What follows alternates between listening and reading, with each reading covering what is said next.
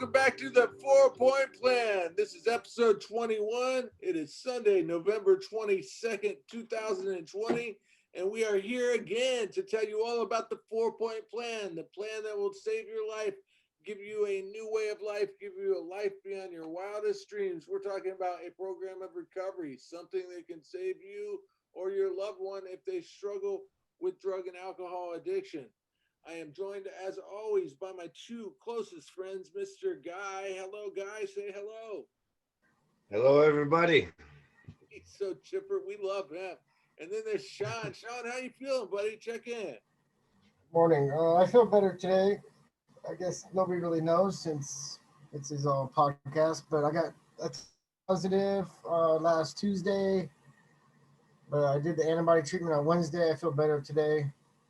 Just have no taste or smell, but other than that, I feel all right. Can you smell Can't what the smell four nothing. point plan is cooking? Oh, Can't wait. even, can't even smell that. Sean can't smell it. Can't smell nothing.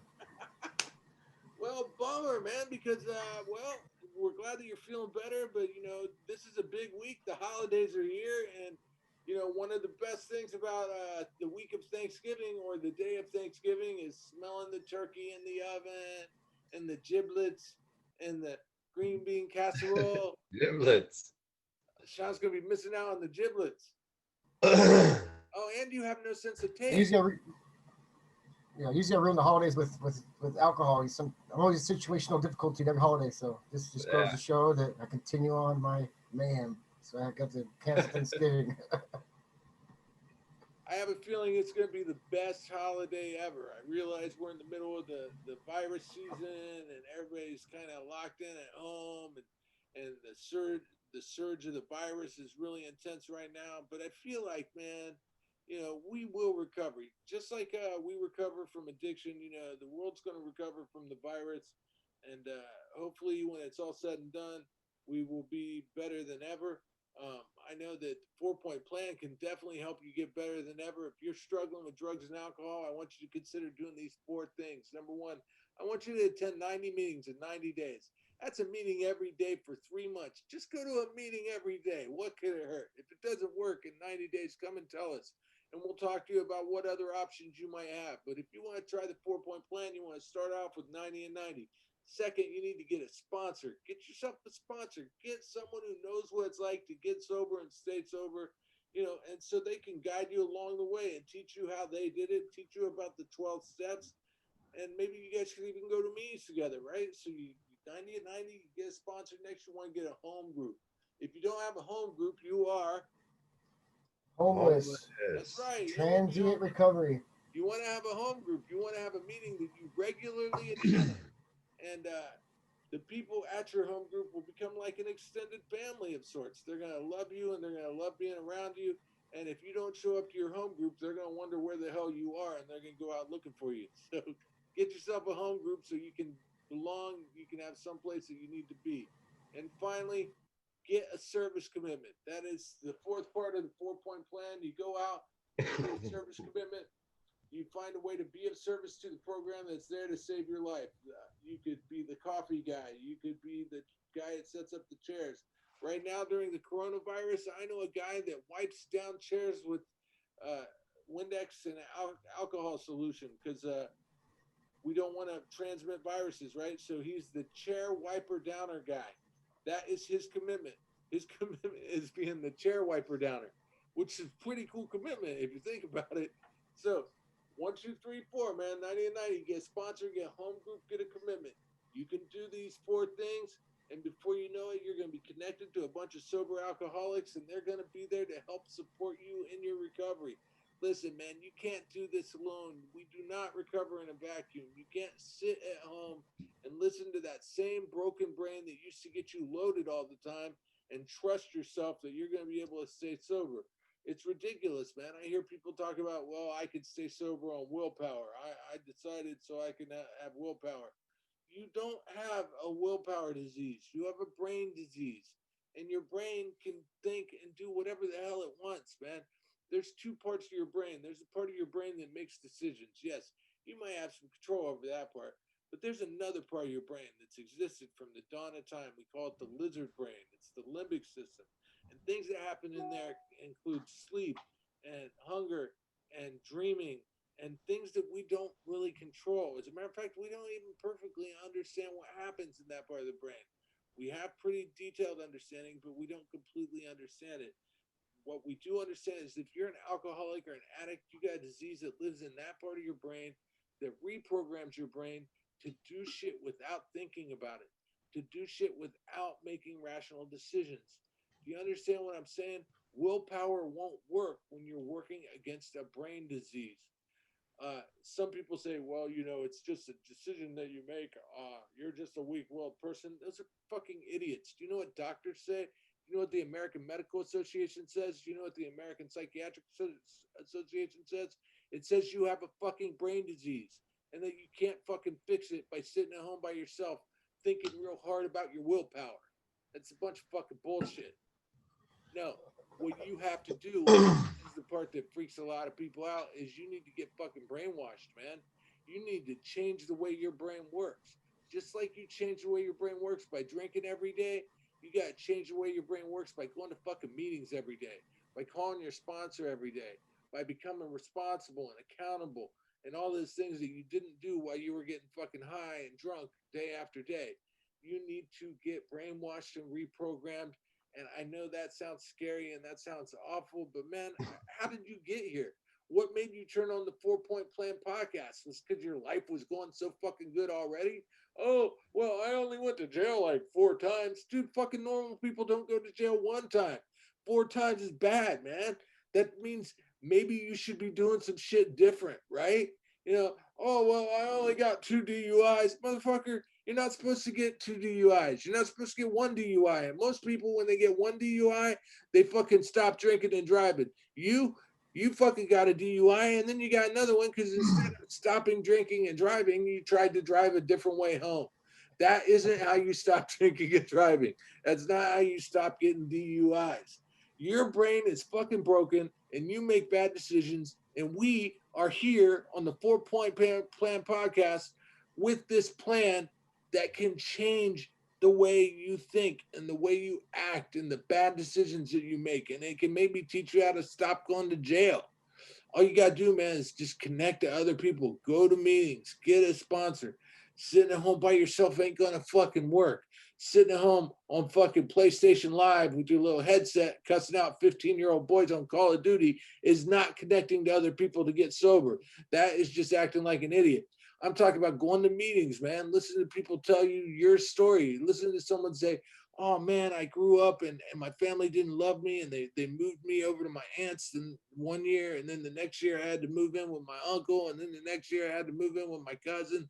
Fucking, we get that, man. We understand that feeling of not being wanted or not being loved or not being good enough. And even if you had a perfect home life, man, you may have felt like there was something different going on inside of you and you didn't fit in.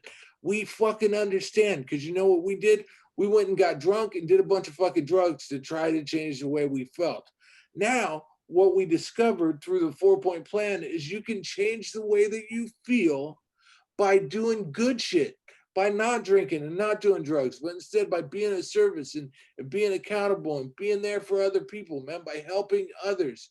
You can become the person that you always wanted to become by going out and helping other people, right? So here we are, man. It's a holiday week. This Thursday is Thanksgiving.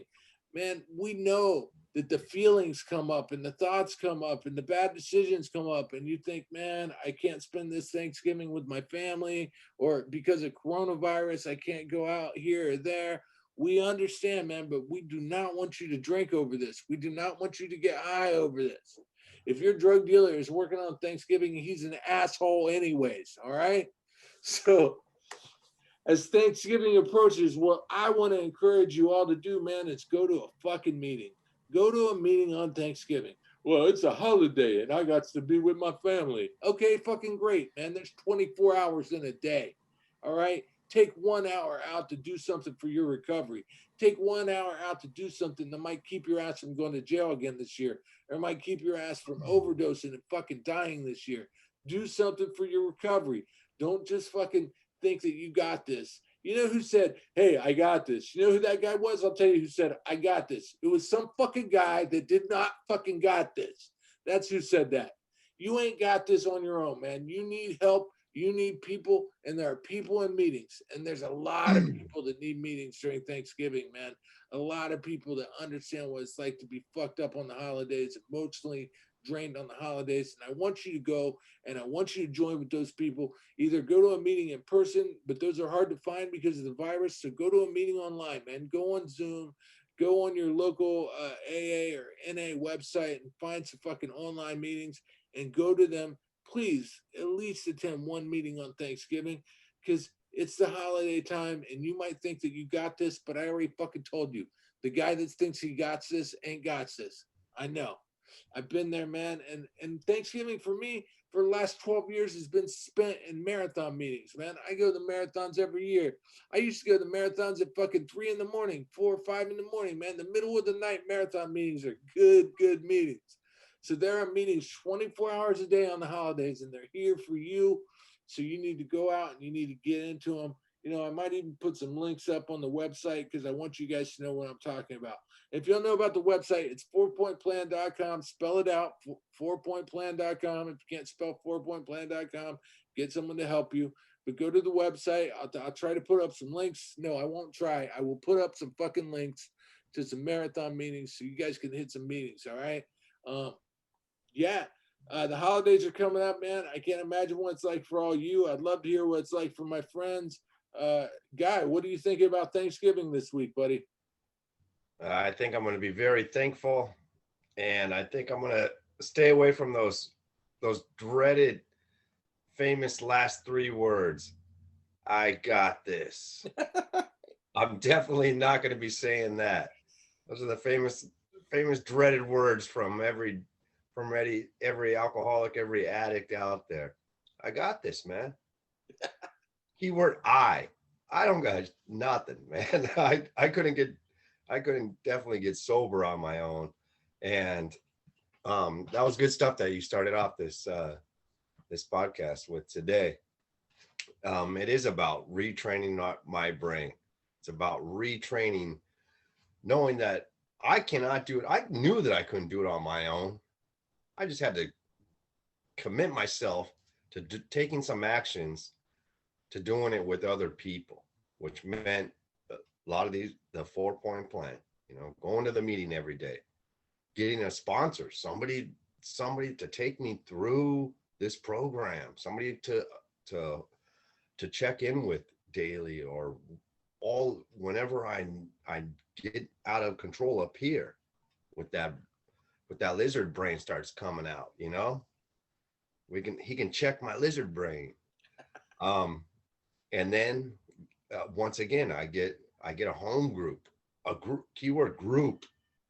It's not me, myself and I. It's not me sitting there trying to figure out how to be strong enough, and then ask myself, why did I go back again? I thought I had this. Well, doing the 3-point plan for a second, right? I got this. That's the 3-point plan right there. I got this. What happened? There was a guy I met in early sobriety, a good guy. He knew the book real well, and he would say, whenever you hear those 3 words, the famous 3 words from the addict and the alcoholic, you should hear those 3 words, I got this, run away from that person right then and there. Run away from him. Oh shit, he got this. He must got the Rona. Yeah, that's the guy you ask her to sponsor you. It's one that says you got this. That's who you want as your sponsor. I got this, man. Got you running back to detox. Hey everybody, look over here at this guy. This guy's got this. He told me so. He said I got this. He must be strong. Nah, we do it together. We do it together, and 4-point plan is how we do this together. That's a good way to get started in doing this with other people. It's true. I talked all the time about Johan Hari's opposite of addiction is connection. Right. We can't do it alone, man. We've proven that the way to fight addiction is to connect to other people. A grateful addict will never use, man. And how do you get grateful? It's not by sitting at home alone in your house. Oh, I'm so fucking grateful. No, you get out and you help somebody, man. You get out and you fucking walk somebody to a meeting, or you find a way to be of service. Get a service commitment like the phone lines where you sit there and the phone rings and you answer and it's like, hey man, I'm out here and I just got another DUI and my life's falling apart and I don't know what to do. And you say, man, there's a fucking meeting right by your house in about 2 hours. Why don't you meet me over there? That's a commitment, man, and that's a way to fucking be of service to somebody. JR shows. Oh, I thought it was Mike. That would be JR's. I froze? Yeah, you froze like me. Ah, damn The it. guy. I was so excited too, talking about Yeah, you being a left off at the DUIs. Well, I was talking about being of service, man. Being of Yeah, service. being in service, exactly. You need to get better Wi-Fi. I got Wi-Fi. Get on a phone line commitment and help somebody find their way to a meeting, find a way to be of service. Hey, Sean, tell us about this Thanksgiving, man, and how you're going to stay sober, and what do you do to stay okay during the holidays? Well, this year is going to be a little different. I mean, actually, the last few years have been different, but I was looking forward to this holiday, this Thanksgiving, but due to the circumstances, I'm unable to celebrate like I wanted to. But I'll be stuck at home quarantining. Last Thanksgiving I didn't really have any of my family or anybody in my life yet because I was still trying to clean up the wreckage from previous years, and I usually get arrested on holidays, Thanksgiving, Christmases, DUIs. So last year I was just with a family friend where he made sure that I wasn't going to be alone. He goes, "No, you're going to come spend it with my family." Yeah. So that's what they kind of kidnapped me. So I wasn't, because I was still in sober living last year. But I went to a meeting last year, and then I had a little Thanksgiving with my buddy's mom and him and his family. It was kind of nice. But this year, I was looking forward to it. But then again, I got to stay thankful because, I am healthy. My kids are healthy. We all of our tests were negative, but mine. And so, I mean, it's unfortunate, but we're just going to do something big for Christmas. I remember a couple of years ago, I usually, like I said earlier, well, we weren't recording yet, but we did I'm a situational difficulty at every holiday. There's always usually a holiday, either me and my brother, one of us would always ruin the holiday. We would get drunk, we'd beat each other up, we'd kick the candy cane out front of my mom's house and leave the house storming. I threw prime rib on the floor one year after I cooked it. I mean, it was always something on every holiday, either me or my older brother would do, and it was mostly me, I think. Yeah, he played a big part in it. One Christmas, we both got arrested on Christmas Day. I got arrested for some altercation that happened in the casino after we left our Christmas party in Susanville, California. We left, and my brother said, "Fuck this, let's leave. We got our Christmas money. We're like so selfish. We're like, fuck that. We got our money. Let's go. Let's leave. Let's go back to Tahoe. Let's go gamble and drink and get some blow." So we ended up leaving. And then, 2:00 in the morning, I ended up getting arrested. And I never seen my brother leave. He goes, "Oh, I'm going to run home real quick." He ended up crashing his Camaro into a telephone pole. He got a DUI. Next thing you know, like, we're both in jail. I call my mom, and he's just like, "All you Jacobsons are in jail." My dad was actually in jail, too, that year. He ended up being my cellie. It was a mess. And like my poor mother, but these are all events that brought me to where I am today. And, like you said, like, people get one DUI and they stop. Well, I got 4 more after that first one. I don't even know how I even able to drive a motorbike or anything, really. I'm surprised they even gave my license back. And it's just, I don't know. The holidays used to be rough just because. Yeah, holidays bring out the worst in us addicts, I think. Yeah. Wait, so you're telling me you got arrested on Christmas Day, and your dad got arrested, and you were cellmates in jail for that? Well, at least the family was together for the holidays. Yeah, and my brother, so all 3 of us were there. And that's not something I say to brag or be proud of. It's actually pretty embarrassing, but my dad's been sober for many years now, but he got locked up for a DUI. He had many DUIs when he was younger, so yeah, I guess it kind of runs in my blood a little bit. At least the addictive personality part, for sure. But my dad had many DUIs. He did time in the '80s, and he's sober now. We have a good relationship now. I cleaned up a lot of the wreckage, and I blamed him for a lot of things. And the holidays were always, I don't know, they were always rough, I guess. But then we started out great, and then the liquor would come in, and next thing you know, is one of us is breaking out a window or kicking the candy cane in my mom's front lawn, and Kicking the candy cane. yeah, I remember that. That was one of the last years I got to spend with my mom for Christmas. That damn candy cane. It's the candy cane's fault, man. It ain't the candy cane. It's the candy cane's fault. It was pretty. We made up after that, but it was over something stupid too. We were just drinking, and my ego got in the way, and like fuck this prime rib, and I threw the prime rib on the floor. After I cooked it all for hours and hours, and fuck this prime rib, I threw the plate on the floor and grabbed my kids, and we got in the car, and it was snowing outside, and we had this wagon on top of the expedition we had, and I kicked the candy cane and left. I'll tell you about a Thanksgiving. Oh. In 2001, my Thanksgiving, I was strung out, man. I was in a terrible relationship. I lived with this girl, and we lived in these ghetto ass apartments in Texas, and some agency had come door to door and had offered free Thanksgiving dinners from Boston Market to all the poor people in the poor fucking ghetto apartments. And so we signed up and we got them, and we got the food and we fucking ate it, and I ate a bunch. Like, I'm a big dude anyways, and we had been fucking starving forever anyway. So I ate this huge meal. And breaking up a little bit, JR. What? You can't hear me? You kind of sound like a little robot. I sound like almost robot time. Ah, man, my internet connection is unstable. It says right there on the screen. Again, just like you, unstable. Yeah. So I want to tell you about this Thanksgiving 2001. So we get this free meal and I eat a bunch, and my little junkie girlfriend yelled at me for eating too much food. And wait, you guys still there? Now everybody's all good. Yeah. Okay, everybody, there was a little bit of a glitch, some technical difficulties, but we think we have it corrected. We're going to keep going. I was about to tell a story about Thanksgiving 2001 when I was incredibly strung out on heroin and things were bad. I had a you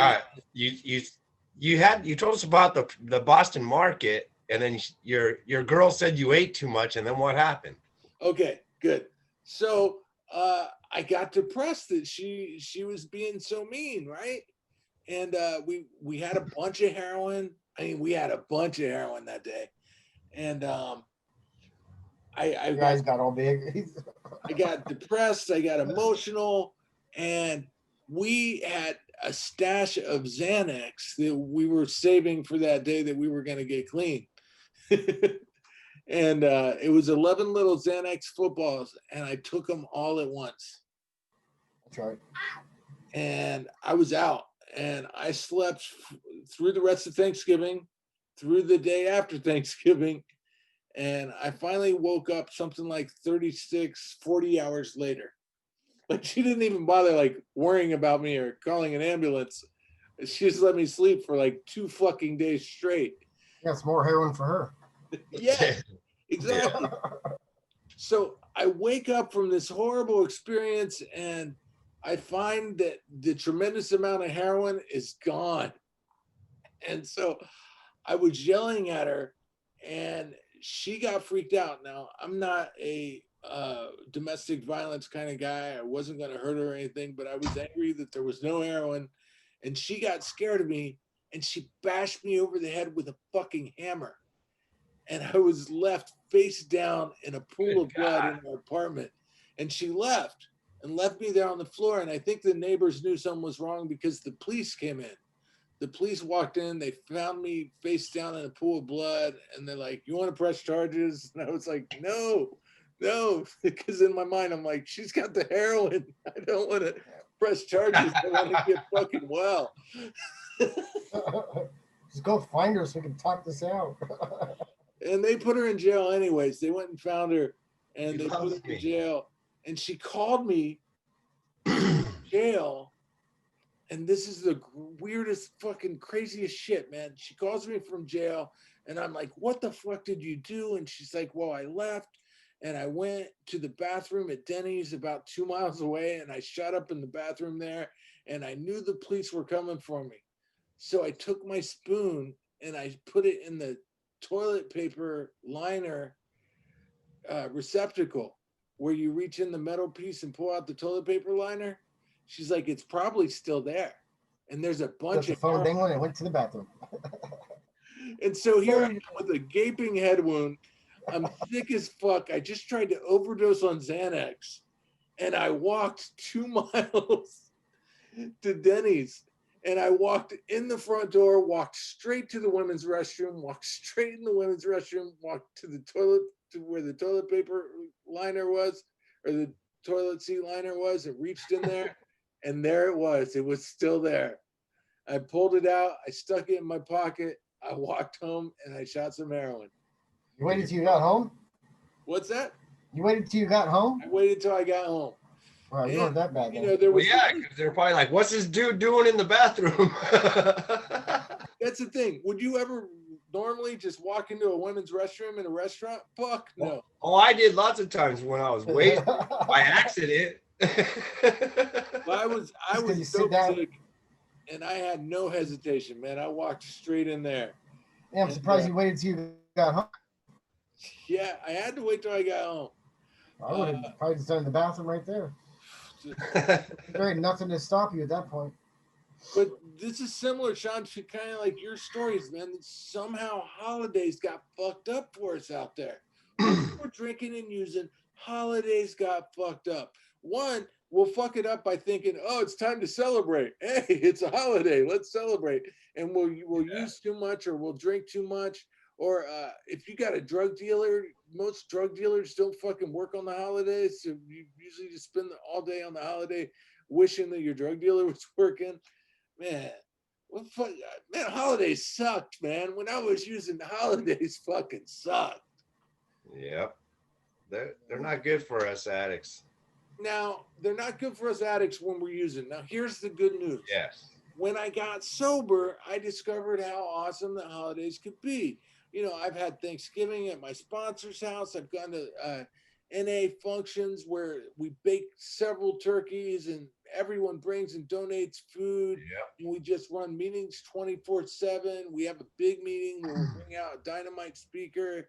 And I remember my first year, man, my first year getting sober, helping to bake the turkey in the kitchen over at the church where the NA marathon meetings were.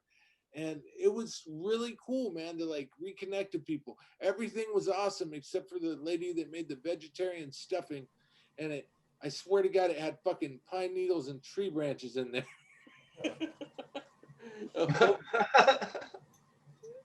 Hey.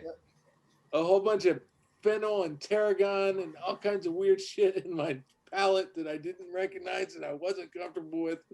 But still, it was a nice gesture that, you know, everyone cooked at home and brought food and we had a big Thanksgiving feast. And I did that, man, like every year. And I'm going to miss not going to the marathons this year, but I'm going to do them online. So marathons will exist online and you guys need to go to them and find out that we have fun in recovery and we celebrate in recovery and we can do holidays in recovery and we don't have to use, man. We don't have to drink. I know we don't have to be alone. We don't have to be alone. That's dangerous for addicts and alcoholics on the holidays is to be alone. You don't have to. Guy, you're a big drinker. You were a big drinker. I imagine the holidays you probably drank quite a bit. Oh man, it was on.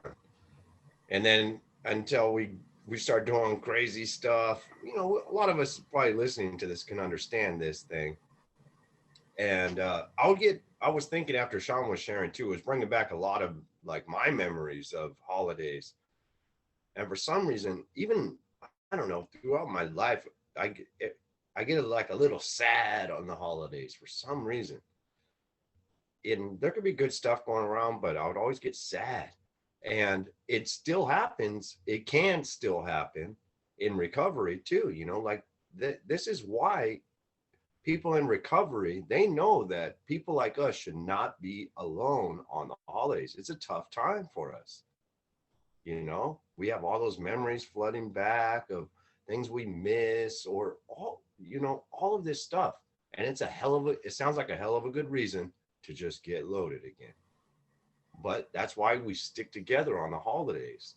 We check with each other. We call each other, you know, we keep that on our, we keep recovery in the forefront of our minds because it can be dangerous. And I hope that somebody is listening to this and gets their butt to a meeting virtually, however, talking and do something, get something to be, not to be alone on this holiday or any holiday for that matter. Yeah, you guys better, stay in touch with me on the holidays because I am not good with holidays. You know, I grew up in a weird family and we had weird disconnection issues. And so when the holidays roll around, man, I get real bummed out. I get stressed. I get depressed.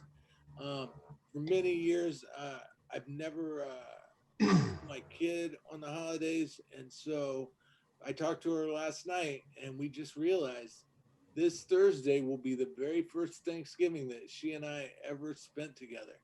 And she is 28. So this is a big deal. And I finally get to spend Thanksgiving with my daughter. And I'm pretty stoked about it. That's amazing. Yeah, especially for me, like during the holidays, like meetings are vital, especially for my recovery this early. Like I don't need to be alone because I know that, alone Sean and a quiet Sean is dangerous. So meetings is vital right now for me because I need that because maybe like what Guy said, maybe it brings back bad memories of, the holidays. Like Guy said about, for some reason still get sad. I relate to that a lot for some reason and I don't know what it is.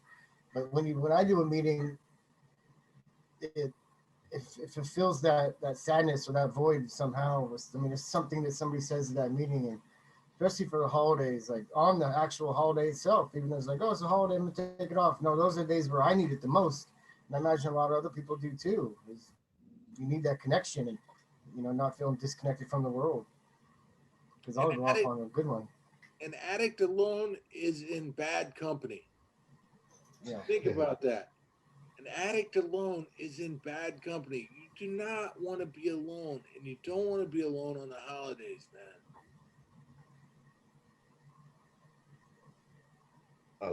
An addict alone is in bad company.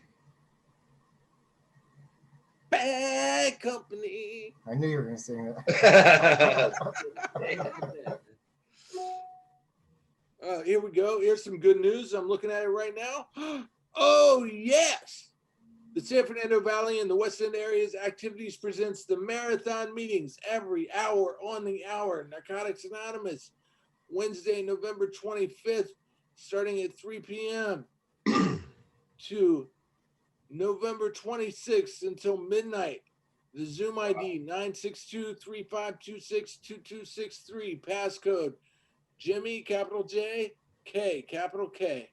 Jimmy K. You should probably post it on your website, huh? I'm going to post it on the 4-Point Plan website so everyone can see it. The Zoom ID. Say it again, though. Say it again. The Zoom ID 962-3526-2263. Passcode Jimmy K, capital J, capital K. Jimmy K. Who's this Jimmy fella? Jimmy K is the founder of Narcotics Anonymous. Well, oh, is it? My bad. He's someone that's being of service. You know where he got sober, right? In AA. He got clean in AA and then went and started NA for the people that struggle with the word alcohol. And believe it or not, that was me for a long time, man. I struggled with the word alcohol. I don't know why. I wasn't drinking. I recognized alcohol as a drug, but I needed to go to NA. So I always go to the NA website. I used to be the NA website coordinator that I just looked on my old website. So that's how I found that, and I'll post that. But that means that there's a meeting. You don't have to be alone. I just said an addict alone is in bad company. you don't have to be alone, man. You can go virtually to a meeting. You can call your friends. You do not have to be alone, and I don't want you to be alone because I know what it's like, man, to be there and to get into my head and to get depressed, man, and think, I don't see my family and I don't have all the things that I think I need, and I'm lonely. And that train of thought, man, will take me back to the spoon. It'll take me back to the bottle. It'll take me back to the fucking bong hits. I don't want to go back, man. I didn't like the life I lived when I was using drugs.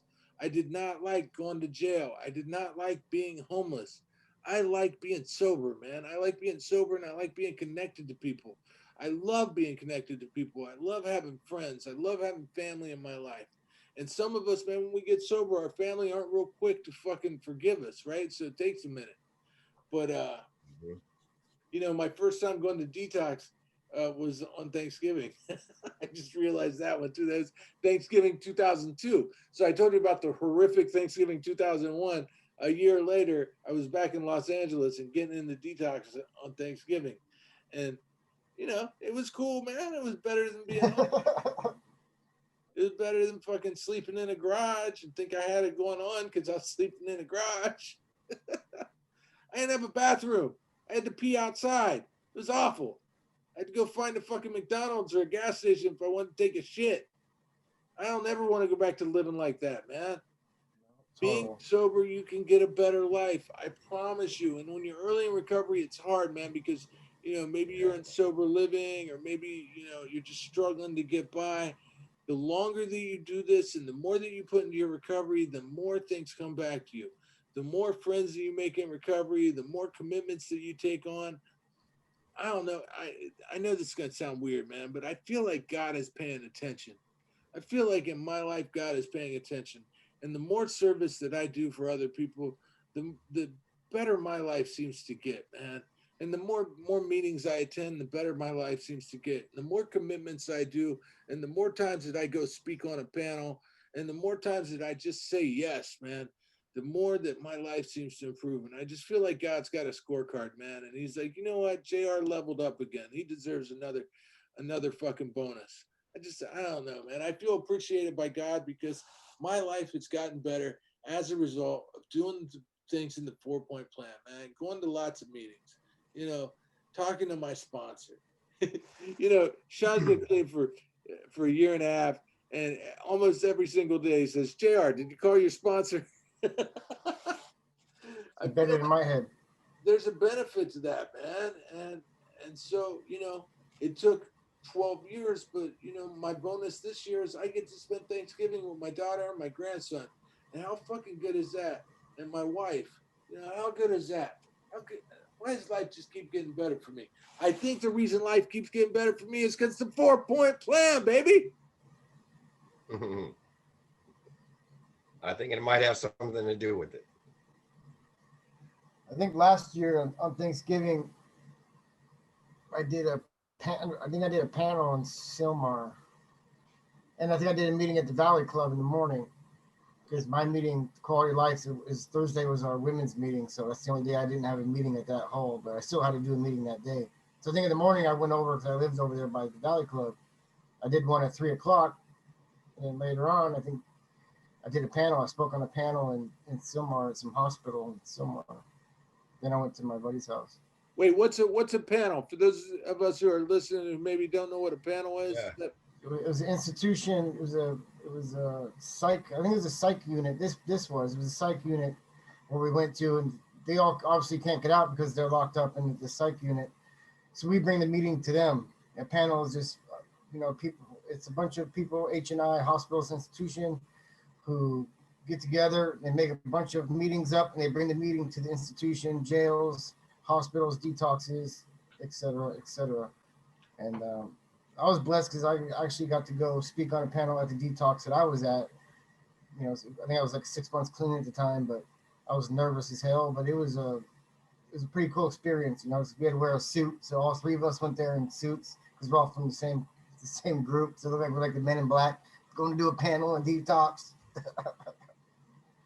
So what's it like doing a panel on Thanksgiving in a psych hospital?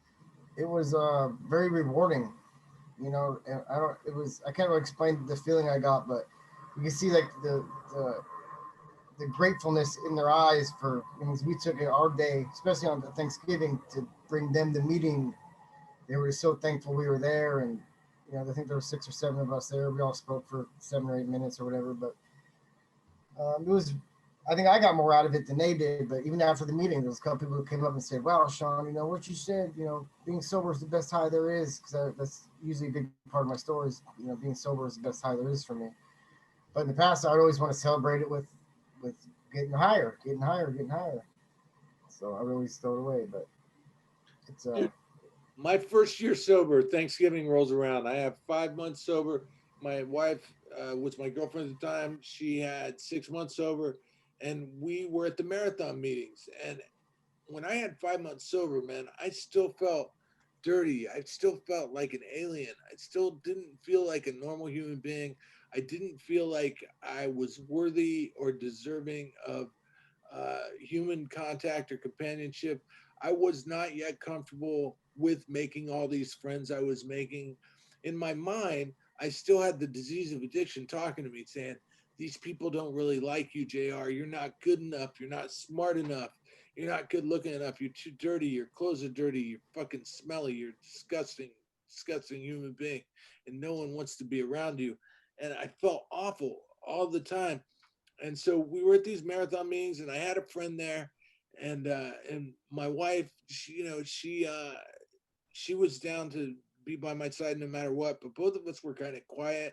Well, I wasn't quiet, but we had some shyness and insecurity around us. And we got invited by my friend to another friend's family's Thanksgiving. And I was like, "Are you sure?" Yeah, and you called them back and make sure that it's okay for us to come, because there's, in my mind, there's no way I thought they would be okay with inviting us to their family's Thanksgiving. And he was like, "No, man, I swear, I told him it's okay, it's cool, you're invited." I'm like, "I don't believe you, man. I don't know." And we went, and we got there, and it was uh, my friend Mike's family, and like his whole family and some friends. There were probably 20 people there. And the fact that we were 2 of the 20, I felt like we didn't rate, and like we didn't deserve to be there.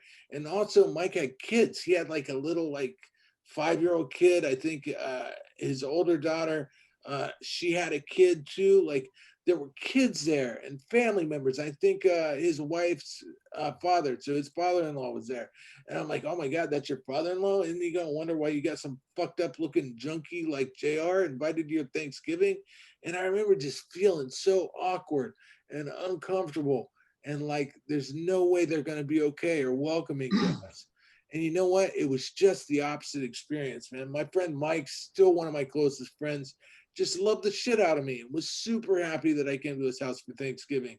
And we had a fucking feast, man. And we had such an experience, and it was such a moving and changing and affirming experience for me, because like I said, in my mind, I didn't deserve people to like me, and people were being kind to me, and I didn't think I deserved people being kind to me, and they totally were, man. And I mean, even today, I still kind of get emotional over the gratitude I have for that experience, for my first Thanksgiving sober, man, and having dinner with friends and being welcome into someone's home and being welcome around someone's family. It was a weird and different experience, but man, a beautiful one. You know, I look back on it still, and what a fucking awesome thing for them to be so kind and generous to open their home and invite us in with their family and their friends. And it was fucking awesome, man. And you know why? Because we went to meetings together.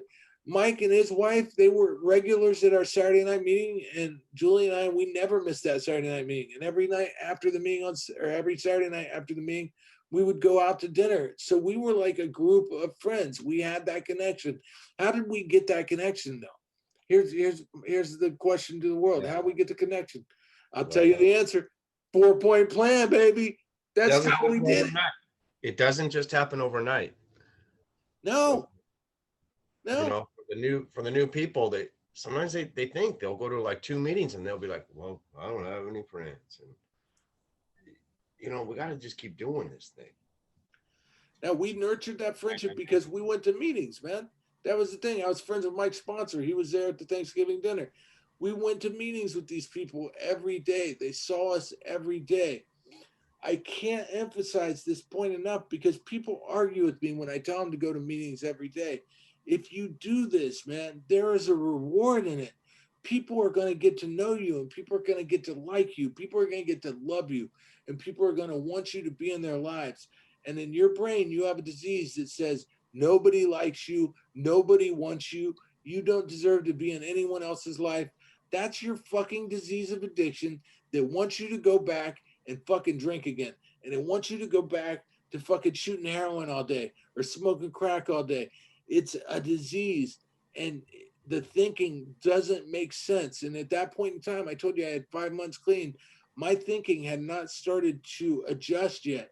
I still had a real strong belief that I wasn't good enough and I wasn't okay to be around people. And that belief was the disease in my head trying to convince me to go back to getting high. And what if I had done that? What if that day I had said, oh, well, thanks for inviting us to Mike's house, but we're not going to go, man. We're just going to go home, right? Chances are I would have went and fucking got loaded, right? So it's so good, man, that I go against my thinking when I'm early in recovery, that I don't listen to the bad ideas. I don't listen to the disease in my head that wants to keep me separate. We call this disease the great separator because what it exists to do is to keep you separate from everyone and everything that could help you get sober and stay sober. There is something in your head that wants you to stay away from people that want to help you. Like if you meet somebody and they're like, hey man, I'd love to see you at a meeting, and you're like, oh, fuck this guy. No, it's not fuck this guy. It's your brain, it's your disease trying to keep you away from someone that wants to take you to a meeting. If someone wants to take you to a meeting, that means they want to help you. If you in your mind think I don't want to do something that's going to help me, then you better check yourself and say, is this my fucking disease talking to me again? So when you're early, man, contrary action is the way to go. I didn't want to go to Mike's house. I didn't think I deserved it. I went anyways, and I had a fucking dynamite Thanksgiving. And to this day, Mike is one of my closest friends. I love that dude. He's a air conditioning repairman. So if my air conditioner breaks down, he fucking fixes it, right? But it's not just that, man. We go to meetings, we talk, we watch football together. Um, the neatest thing ever happened with this dude, man. I was in fucking Hawaii. I was in Maui with my wife, maybe last year, and we were at the pricey mall. You know how everywhere you go in the world, there's a good mall and a bad mall. Well, this is like the really good mall, and we're just walking around, having fun, looking at stuff, and all of a sudden, Julie's like, "Oh my God, isn't that Mike?" And we look up and we see Mike and his whole family at the same fucking mall in Maui, Hawaii, as us at the same time.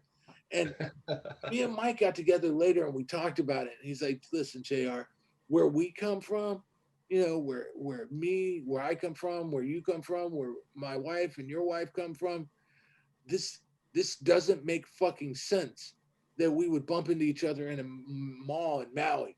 It's amazing. It's a fucking miracle. And do you know why that happened? You know, why is it that we're not bumping into each other in an alley in downtown Los Angeles scoring dope? Because, man, we did the 4-point plan. We got sober and stayed sober. We worked a program and we built better lives. I tell you this all the time, man. The 4-point plan can give you a life beyond your wildest dreams. I stopped using. 5 months later, I have Thanksgiving with Mike. 12 years later, I bump into him at a fucking mall in Hawaii. That is beyond my wildest fucking dreams, man. I would have never fucking dreamed I'd go to Hawaii, let alone have some friends I'm gonna bump into there because NA made our fucking life awesome. That's what I'm talking about, man. Is fucking this life is beautiful and amazing and miraculous and beyond what I dreamed of. And it happened because I did the plan, man. It happened because I went to meetings every day. It happened because I called my sponsor.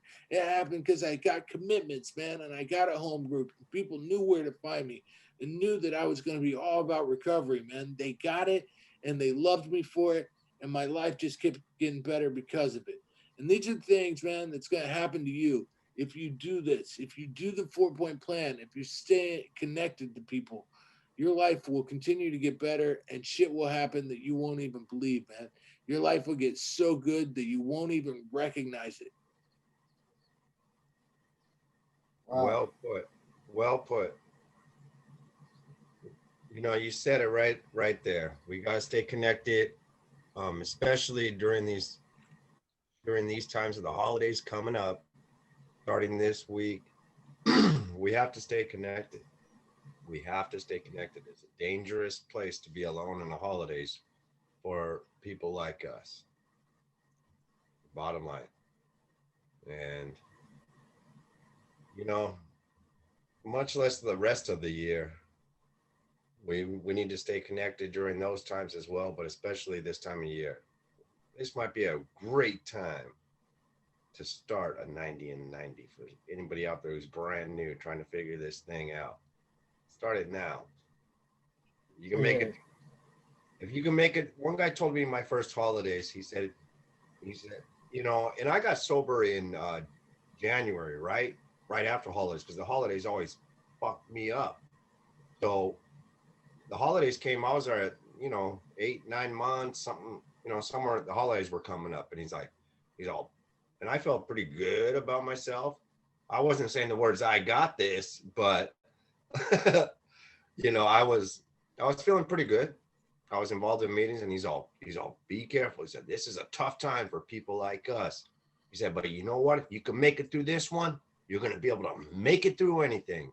If we can make it through the holidays clean and sober, we can make it through anything, guy. And I was like, I was like, all right, you're right. And he's all, you know how we do it? You go to meetings every day. Keep going. You come here. If you don't have nothing to do on, he talked with an accent like that. I'm trying to imitate him. You don't have nothing to do on Thanksgiving? You come here. We have meetings here all day. He was telling me. I said, all right, you know. You know what they do? People in recovery know that these are tough times for a lot of, not just addicts and stuff. It's a tough time for a lot of people out there in the world. And guess what? We're one of them, and we're an addict. So we got to stay together, stay in recovery. It's good that we get together with families. We know when we get clean and sober, we get our families back in life. We might be able to do holiday events with them, but it's also important for me to do something for my recovery during these times as well. No matter how good I have things, I feel like things are going on, I have to do something for recovery as well. That seems to work. Thanksgiving is all about giving thanks, man. When you give thanks, you're expressing gratitude. And so a grateful addict will never use. Let me say that again in case you didn't hear me. A grateful addict will never use. So express your attitude of gratitude this Thanksgiving season and tell us, man. Tell us what you're grateful for. Sean, we're going to wrap up here soon, but before we leave, man, I want to hear what you're grateful for this Thanksgiving and how you're going to stay in gratitude, especially right now. You're going through a hard time, man, but how you going to stay grateful for Thanksgiving? What are you going to be thankful for this year? First of all, this is my closing statement, but I'm going to revise my last statement I made about the panel and the feeling I had, because that feeling of the rewarding feeling I described, that didn't happen until after I left the facility. I didn't want to go speak on that panel. I remember I was super uncomfortable. I didn't want to go. I didn't want to wear a suit. You know, it was hot. I was sweaty. I didn't feel comfortable in my own skin, but I knew those uncomfortable situations was going to help me keep sober and possibly give hope to somebody else. So I kind of lied because that feeling wasn't in the moment. It happened way after. But I didn't want to go. But today I am grateful, you know, for my family. I'm grateful that, you know, I'm young, healthy, even though I have, you know, even though I'm a little sick right now. I'll get through it. You know, I believe I'm strong enough. I'm grateful for the relationship I have with my kid's mother, and I'm grateful for the relationship I have with my girlfriend and the relationship that those two have together, which is kind of weird to say, but you know, without me being sober, none of this would be possible. So I'm grateful for so much, including you two, for you know, being part of my life. Right on. Hey, Guy, we're coming up on Thanksgiving, man. It's the time to be grateful and thankful. What are you gonna be thankful for this year, buddy? I'm thankful for this this life beyond my wildest dreams. I really am. I'm grateful every day, but I'm definitely grateful to be clean and sober right now. Grateful for all the wonderful people I have in my life. Grateful to be alive. Like Sean said, I really am grateful to be alive. My sponsor, I forgot to mention my sponsor. I'm super grateful for my sponsor. I love you, buddy. I know you're listening. I love your sponsor too, man. I love my sponsor. You know, Love that guy. it's a good time to be grateful, man. It's a good time to be thankful, and I try to be grateful every day. We talk about in the program making a gratitude list. When you get up in the morning, write down 5 things that you can be grateful for. This is the time of the year where everybody talks about being thankful, but man, we're thankful every day, man. I'm thankful for having a new lease on life, a second chance at life, for my bonus time, right? My special pole position bonus time at life, man. I am so grateful and so thankful. I'm thankful for the 4-point plan. I'm thankful that I'm still connected to the desperation that brought me in here and keeps me coming here, man. I'm grateful for my higher power who keeps me alive one day at a time, man, so I can do this thing. I can stay sober. I can spread the message of recovery. Man, I'm grateful for the 4-point plan, the 90 and 90 that I did. I love my sponsor, man. I love my home group. I love being able to be of service to other addicts. I love my family. Now get this, man. I came from a place of no gratitude. I didn't give a shit about nothing and nobody. And if Thanksgiving rolled around and someone did all the heroin, I tried to kill myself. That's how fucking ungrateful I was, man. But now I'm grateful for everything. I'm grateful for a life beyond my wildest dreams, man. I'm grateful for Sean and Guy, my 2 best friends that are here with me doing the 4-point plan. I love you guys, man. This is a grateful program. This is a grateful life, man. It's a grateful recovery. Without recovery, I know where I'd be, man, and I never want to go back to it. So instead, I'm going to continue to be grateful and stay sober and do the 4-point plan and do the podcast and go to meetings and help people. This is what we do, man. And if you guys aren't sure about how this thing works and you want to check out some more episodes of the 4-point plan podcast, go to the website, 4pointplan.com. Spell it out, 4pointplan.com. If you want to email us, ask us some questions, tell us how much you love us, email us at 4pointplan@gmail.com. It's spelled with the number 4, 4pointplan@gmail.com. Watch us on YouTube, listen to the podcast, and remember, man, that we are grateful addicts. We're thankful for this life beyond our wildest dreams, and we are going to remain here every week. So, Right, every week, Guy. Wow. Yeah, we love you guys. Thank you for listening to 4-point plan. We're going to do it again next week. Yeah, have a wonderful Thanksgiving.